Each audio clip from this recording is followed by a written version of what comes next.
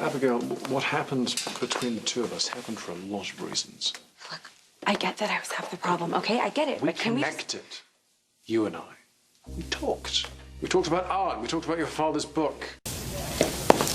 I didn't mean to keep you. I just wanted to say that I'm sorry for your loss. Thank you. And I owe your mother an apology. Yeah, you do. I was just looking for somebody to blame. Not that that's any excuse, obviously. Well, it's not an excuse, but I understand it. Because when you don't have someone else to blame, the person that you end up blaming is yourself.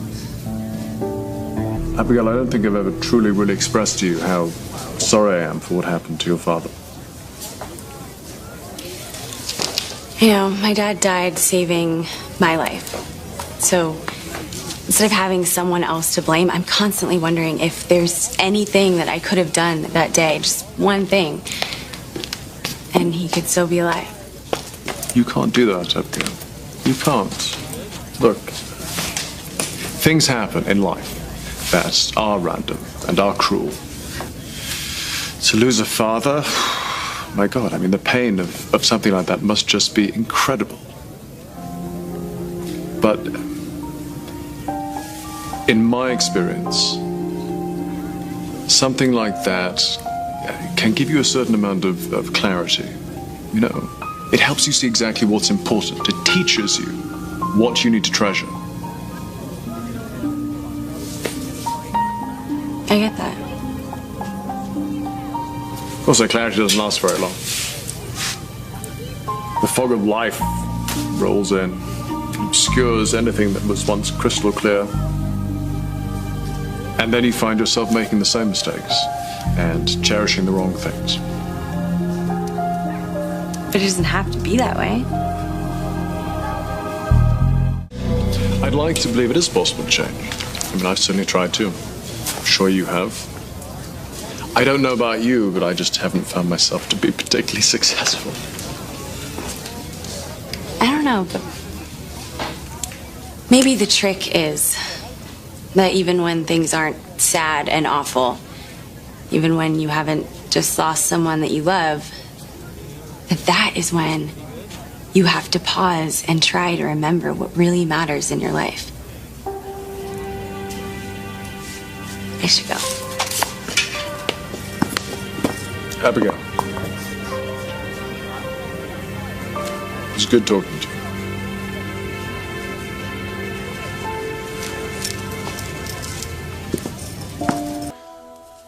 So that I could give you this. Ah, you got me a present. It's from Chad.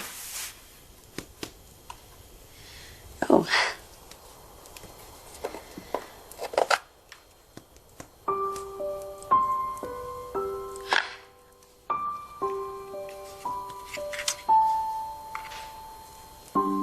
It's the angel's wing. I didn't know if I would ever see this again. Chad asked me to tell you that he was sorry he couldn't give it to you before he left Salem.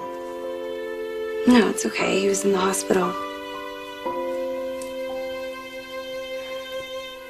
It seems like it means a lot to you. It does. My dad gave it to me when I was a little girl. He said that if I held it, it would take care of me. So whenever I got scared, I would just hold it in my hand, and it made me feel safer, better. I gave it to Chad after he got shot. Ah. That would explain why he was so anxious to get it back to you. Yeah. May I? Yes.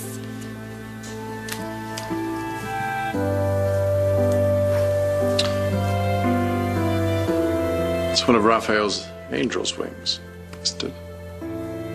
The baby angels from the painting of the Madonna. I have no idea. My dad never explained it to me.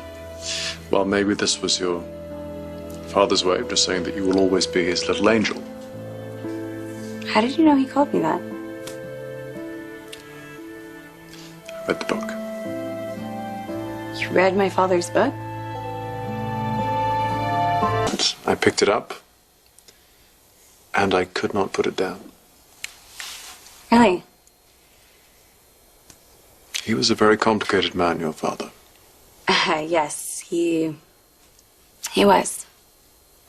And you know, underneath all of the funny stories and the tales of adventure, I sensed a great loneliness in him. And yet, still he had this need to keep on traveling. Alone. You got that. Most people don't.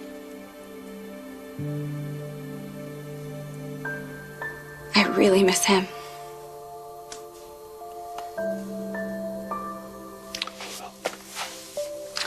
Now you have this.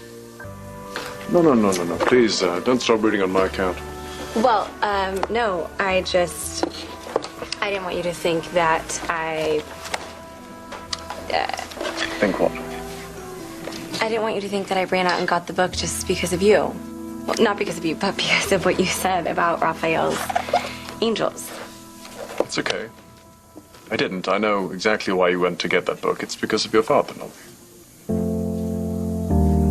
I wanted to try and figure out what my dad was thinking when he gave me the angel wing. But I think, I'm probably trying to read something into it that's, not really there.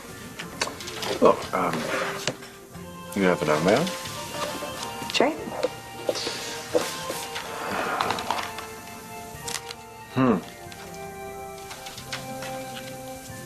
Sistine Madonna. Have you seen it? Yes, actually I have. My parents and we went to Dresden a few years ago, but I was way too young to actually appreciate how lucky I was. It's very interesting. I mean, obviously the focus of the painting of the Madonna and the Child, but over the centuries, these angels down here have become the superstars.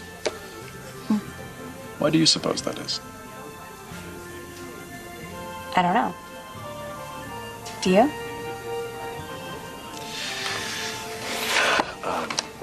Well, I believe that when a man has a child, he sees the world through different eyes. He's no longer the most important person in his life. And in his children, he sees the image of his better angels. Well, if you're right about what my dad was thinking, then, boy, did I prove him wrong. You're being very hard on yourself, don't you think? No, I don't. You don't know me very well, EJ. Maybe, but I do think all of these things are relative. I mean, look who you're talking to. I'm no angel. You told my brother you couldn't abide a liar. Why do you suppose you felt so strongly about that? Well, I think because my dad was a journalist, and he always said that nothing is more important than the truth. Abigail, I think Jack Devereaux would be very proud of his little girl. Actually, let me rephrase that. Your father would be very proud of the young lady you've become.